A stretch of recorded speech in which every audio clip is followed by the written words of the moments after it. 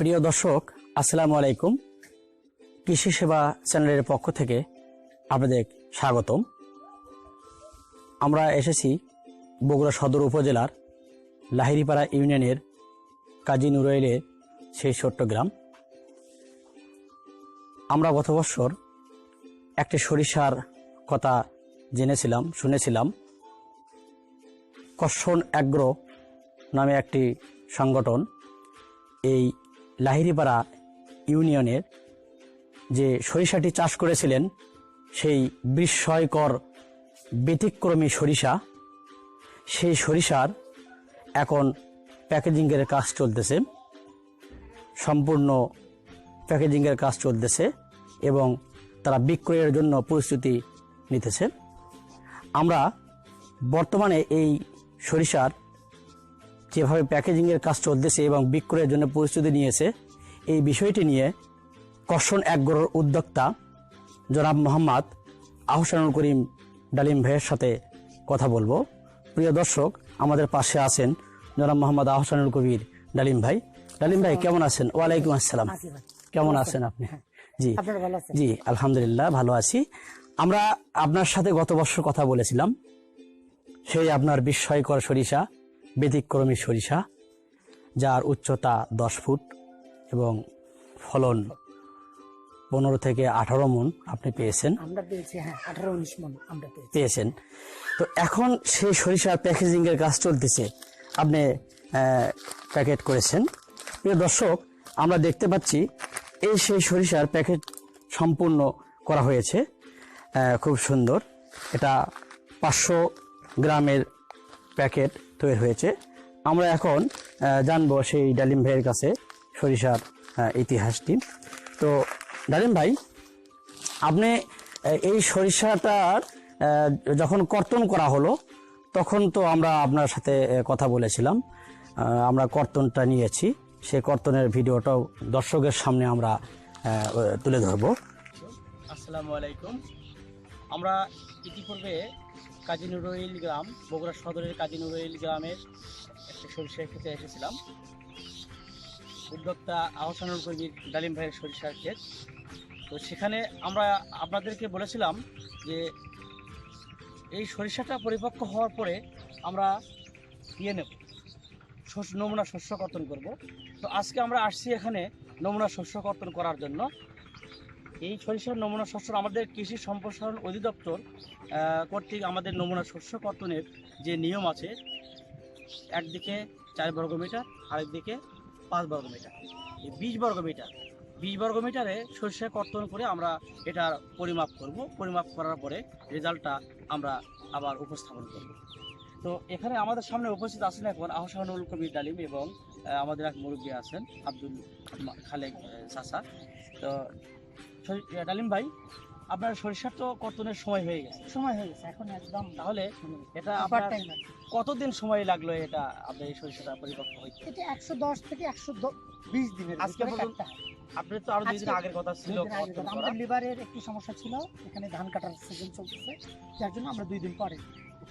আচ্ছা, আমরা ইতিমধ্যে মাপ দিয়ে নিয়েছি। আপনি জানেন আপনার ক্ষেত দিয়ে একদিকে 5 মিটার আর একদিকে 4 মিটার। আমরা এই এটা কি হাফ শতক? জি, এটা হাফ। আমরা এই হাফ শতক কর্তন করে একটা রেজাল্ট নেব আর কি। তো আপনি কি মনে করতেছেন এখানে আমাদের এই যে এখন বোরো ধান রোপণ চলছে, এই সরিষা চাষ করার পরে কৃষকগণ কি বোরো ধান করতে পারবে? হ্যাঁ, এটা তো একদম দেখাই যাচ্ছে। আমাদের একদম পাশের জমিতেই এখন চাষাবাদ চলতেছে। যে এটা করার পরে এটা এমন একটা সময়ে করা যায় যে এটা হচ্ছে যে, এবং চাচাও তো আছেন দেখতেইছেন, এবং এই সময় এই যে আমার 1 দিন লাগবে কাটলে আমার জমি একদম ফাঁকা। এবং শুধু আমাদের এই বোরো ধান না, বোরো ধানের এই যে আমাদের আলুর পরে আলু শেষ, আমার এটাও শেষ। এবং এটার সময় আমাদের করলা আছে, আমাদের ওই যে তরি বলে আমাদের ঝিঙ্গা, লাউ আছে, মূল আছে। এরপরে আমরা বোরো ধানে যেতে পারতেছি বা সবজিতে যেতে কোনো সমস্যা নেই। এবং নিচু আমাদের জমিতে পাশে আব্দুল খালেক এক মুরব্বী আছেন। মুরব্বী ভালো আছেন? ইনশাআল্লাহ। আচ্ছা, আপনার সাথে দেখা হলো, ওখানে বোরো ধান রোপণ করতেছেন, আপনি কিছু পরামর্শ দিলাম। তো এই যে ডালিম ভাই যে সরিষাটা করছেন, এটা আপনারা কিভাবে দেখছেন? এটা কেমন লাগছে? ভালো লাগছে, মোটামুটি দেখতে ভালো লাগছে। হ্যাঁ, সরিষার উচ্চতা তো প্রায় মানুষের উপর। তো এটা যদি ফলন ভালো হয় এটা তাহলে করতে হবে। আর আপনি শুনলেন এটা চাষ করার পরে আমরা যখন কর্তন করব তখন বড় ধানও করা করা যাবে, যাবে। কোনো সমস্যা সমস্যা নেই। হবে না এবং সবজিতে যাওয়া যাবে, দিতে দেওয়া হবে। তাই না? আচ্ছা, আপনি কিছু বলেন, দর্শকদের উদ্দেশ্যে কিছু বলেন, যেটা ইনশাআল্লাহ কর্মসূচি ভালো। এদিকে এই ফসল যদি উৎপন্ন শক্তি বেশি বাড়ে, এই ফসল করার জন্য সব লোক চাহিদা হবে। আচ্ছা, এবং আমরা আগ্রহ এই ফসল সকল মিলে আমরা করার চেষ্টা করবো। ইনশাআল্লাহ। এরপরে ফসল উঠলে এই ধান করা হবে, আচ্ছা, অথবা অন্যান্য সবজির ফসল আমরা করবো। আচ্ছা, ঠিক আছে, ধন্যবাদ চাচা।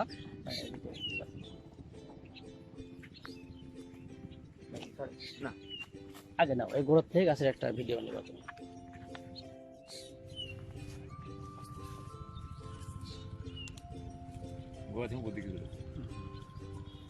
আমরা দেখতে পাচ্ছি একটি গাছের উচ্চতা প্রায় 10 ফুট এবং গাছ খুব মোটা, সতেজ, সুস্থ এবং আমাদের সরিষার যে সিমগুলো, পটগুলো খুব সুন্দর পরিপক্কভাবে আমরা দেখতে পাচ্ছি। সম্মানিত দর্শকবৃন্দ, দেখেন, আমরা আশা করছি এটার ভালো ফলন হবে। এটা পরিমাপ করার পরে আমরা রেজাল্ট উপস্থাপন করব এবং দর্শকবৃন্দের কাছে আমরা জানিয়ে দেবো ইনশাল্লাহ।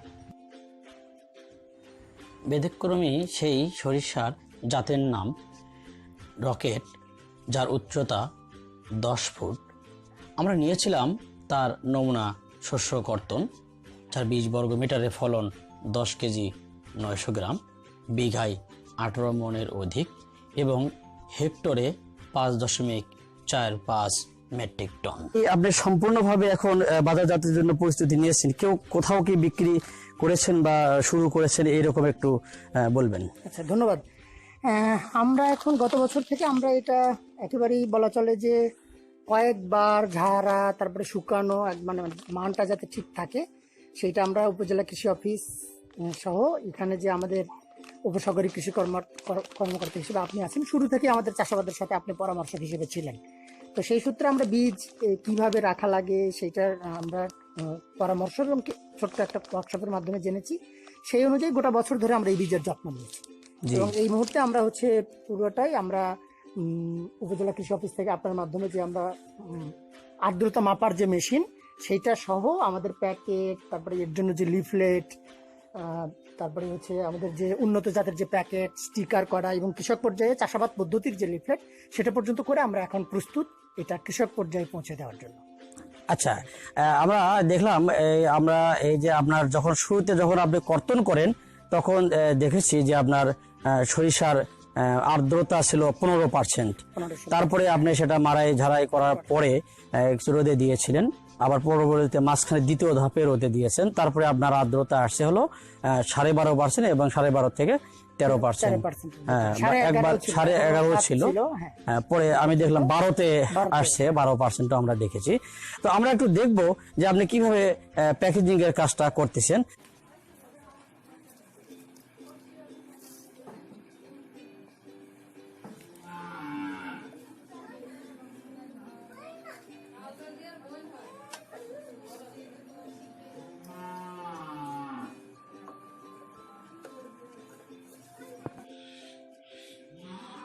সেই বিস্ময়কর সরিষার প্যাকেজিং এর কাজ চলতেছে। এখানে যে প্যাকেট করা হচ্ছে সেটা 500 গ্রামের প্যাকেট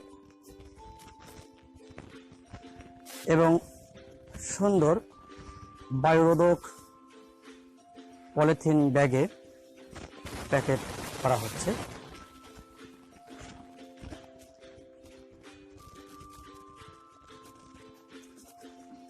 কৃষক আপনার কাছে এই সরিষাটা ক্রয় করে নিয়ে চাষ করবে, তো সেখানে আপনার অভিজ্ঞতা থেকে আপনি কিছু পরামর্শ দেবেন কৃষকের কাছে। এই সরিষাটার চাষাবাদ পদ্ধতি খুবই সহজ, মানে বলা চলে যে অন্যান্য সরিষা আমাদের দেশি সরিষার থেকে আরো বেশি সহজ। এইটা খুব বেশি অন্য কোনো কিছু লাগে না, মাটিটা খুব সুন্দর করে ঝুরঝুরে করে নিতে হয়, আর গোবর সার যেটা জৈব সার, আমাদের গোবর সারটা একটু বেশি লাগে, অন্য কোনো সারের বালাই নেই, রাসায়নিক সার আপনি নাও দিতে পারেন, তবে জমির মাটির গুণগুণ মান অক্ষুণ্ণ রাখার জন্য আপনি কন্টিনিউ হিসেবে এটা রাখা যেতে পারে। না হলে শুধু আমাদের জৈব সার অর্থাৎ প্রচুর পরিমাণে গোবর সার দেবেন। আর হচ্ছে যে বোরন লাগে এটাতে, বিঘা প্রতি 2 কেজির উপরে বোরনটা অনেক ভালো। আর পরবর্তীতে অংশে বোরন সেটা যদি অভাব পরিলক্ষিত হয় তখন দেওয়া যেত। এই হচ্ছে সারের মধ্যে ব্যাপার। আর এটা প্রথমত একটা খুব নোট যে আমরা যদি বুনে যেটা করা হয়, সেই বুনে চারা গজানোর পরে যে অবস্থায় আমরা নিড়ানো দেই, সেই প্রথম নিড়ানোর সময়ে আমাদের হচ্ছে প্রথম খেয়াল করতে হবে যে 12 ইঞ্চি প্রতি চারা থেকে চারার দূরত্ব হবে 12 ইঞ্চি। এবং এটা খুব নিষ্ঠুরভাবে, মানে এটা একদম জরুরি, খুব গুরুত্বপূর্ণ নোট, যেটা হচ্ছে যে মনে হবে যে আরে এত সুন্দর চারা তুলে ফেলবো, এরকম চিন্তা করার কোনো সুযোগ নেই। আমরা যদি এই নিয়মটা না মানি তাহলে ফলনের হারটা খুবই কমে যাবে। অর্থাৎ এই গাছের যে গ্রোথ, এই গাছের গোড়া থেকে আগা পর্যন্ত যে জায়গা নেয়, সেই অনুযায়ী 12 ইঞ্চির ভেতরে অন্য কোনো চারা থাকবে না। এটা নিষ্ঠুরভাবে তুলে ফেলতে হবে, একদম পরিষ্কার করে দিতে হবে। আর এটা হচ্ছে একেবারে গুরুত্বপূর্ণ, এটা সবাই মেনে চলার চেষ্টা করবেন, না হলে ফলনের হার খুবই কমে যাবে গাছের। আর গাছ অনেকগুলো শাখা প্রশাখা বেরোয়, প্রথম যে 4-5-6টা শাখা বেরোয় সেখান থেকে আরো 8-10টা শাখা বেরোয়, প্রায় 15-16টা শাখা প্রশাখা বের হয় এখানে। আর যে বীজের যে কলাটা ধরে সেটার পরিমাণ এত বেশি, যার কারণে এই জায়গাটা খুব গুরুত্বপূর্ণ। আর মাঝখানে হচ্ছে যখন হচ্ছে ওই ফুল আসে, সেই সময়টা হচ্ছে একটা পোকা আক্রমণ করে, ওই সময় হচ্ছে আঠালো ফাঁদ, অর্থাৎ কীটনাশক লাগেই না, কীটনাশক লাগে না। ফুল আসার আগে 3 বার মোটামুটি ভাবে ফুল আসে। এই ফুলটার সময় যদি বৃষ্টিপাত না হয় তাহলে বলা চলে যে আমরা একেবারেই পূর্ণ ফলাফল পাবো। আর প্রাকৃতিক দুর্যোগ, এই জন্যই আমরা এটার যে বপনকাল, সেই বপনকালটা আমরা মধ্য আশ্বিন থেকে মধ্য কার্তিকের পর্যন্ত। তো এবার যেহেতু আমাদের প্রাকৃতিক অবস্থার একটু গরমিল দেখা যাচ্ছে, তাতে আমাদের পুরো অক্টোবর মাস জুড়ে, অর্থাৎ পুরো কার্তিক মাস জুড়ে আমরা এটা বপন করতে পারবো। এটা আমরা এরকম করে চিন্তা করতেছি, যেহেতু এবার ঝড় বৃষ্টিটা এবারে একটু যদি বেশি হয়ে যাচ্ছে, যার ফলে যদি আমরা যদি ফুলের মধ্যে যদি ঝড় বৃষ্টি হয়ে যায়, 3 বার ফুল আসে, তো 3 বার ফুল আসার পরে বলা চলে যে একদম ছোট কোমর থেকে মাথার উপর পর্যন্ত ফুল আসে। এই 3টা পর্যায়ে ফুলটা যদি কোনো ঝড় বৃষ্টির মধ্যে না পড়ে, তাহলে আমরা একদম পূর্ণ ইয়ে পাবো। আর বীজ যাতে মাঝখানে কীটনাশকের অর্থাৎ জাব পোকা একটা লাগে, একটা হচ্ছে কার্টাপ নামের একটা ইয়ে দিয়ে, সেটা শুরুতেই যেটা পাতা কাটে সেটার জন্য। আর সেই সময় যদি আমরা জৈব বালাইনাশক হিসেবে পাওয়া যায়, নিরাপদ নামে আমরা একটা কীটনাশক ব্যবহার করেছিলাম আমাদের কৃষি কর্মকর্তার পরামর্শে, সেটাতে আমরা খুব ভালো ফলাফল পেয়েছি। আমরা এই বপনের যে পদ্ধতিটা, যে বুনে একটা বপন আর একটা হচ্ছে মেশিনের সাহায্যে বপন, এরকম যদি একটু পরিকল্পিতভাবে করি, যেহেতু আমাদের 12 ইঞ্চির ভিতরে বীজ চারা টু চারা লাগবে, সেজন্য খুবই অল্প পরিমাণও লাগে। অর্থাৎ এখানে দেখা যাচ্ছে যে বীজের খরচটাও আমাদের তুলনামূলক অনেক কম। আমরা এর মধ্যে গত 1 বছর থেকে আমাদের যে কৃষি সেবা যে ইউটিউব চ্যানেল, সেখানে আমাদের কিছু ওই ভিডিও দেখে দেশ এবং বিদেশ থেকে আমাদের কাছে এই বীজ চাহিদা তৈরি হয়ে আছে। এরপরে আমাদের এই এলাকার যে কৃষকরা এই ফসলটা দেখছে, তারা হচ্ছে অনেকগুলো অর্ডার আমাদের কাছে আছে। তো আমরা কৃষকদের সুবিধার্থের জন্য আমরা একটা লিফলেট করেছি চাষাবাদ পদ্ধতি নিয়ে, এরকম এইটা। আর এর সাথে হচ্ছে আমাদের অর্থাৎ 2 পাতার এরকম একটা পাতা, এর উল্টে আর একটা পাতা এরকম। তো এটা আমরা যে অর্ডারগুলো হয়েছে সেটা হচ্ছে আমাদের এই প্যাকেটটা কুরিয়ারের মাধ্যমে, আমরা সদরের মধ্যে যদি হয় আমরা পৌঁছে দেওয়ার চেষ্টা করতেছি কাছাকাছি হলে, আর বাকিটা হচ্ছে কুরিয়ারের মাধ্যমে চলে যাচ্ছে। সাথে আমরা হচ্ছে এই লিফলেটটা দিয়ে দিচ্ছি। লিফলেটে আমাদের কর্ষণ এগ্রোর ঠিকানা দেওয়া আছে, ফোন নাম্বার দেওয়া আছে। এর বাইরে সচরাচর পদ্ধতিটা এত বেশি সহজ যে সংশ্লিষ্ট যে উপসহকারী কৃষি কর্মকর্তারা থাকেন বা উপজেলা কৃষি অফিস থাকেন, সেখানে যোগাযোগ করলে এই পরামর্শটা পাওয়া যাবে। কারণ এটা সরিষা উন্নত জাত হলেও এটার চাষাবাদ পদ্ধতি কঠিন কিছু না, একেবারেই সহজ। তো এই পরামর্শটা আপনারা নিতে পারবেন। আর বাকি যে কোনো পরামর্শ জন্য বা যে কোনো সমস্যা হলে আমাদের ফোন নাম্বার দেওয়া আছে, সেখান থেকে আপনারা ফোন করে আমরা বাকি পরামর্শটা দেওয়ার চেষ্টা করব।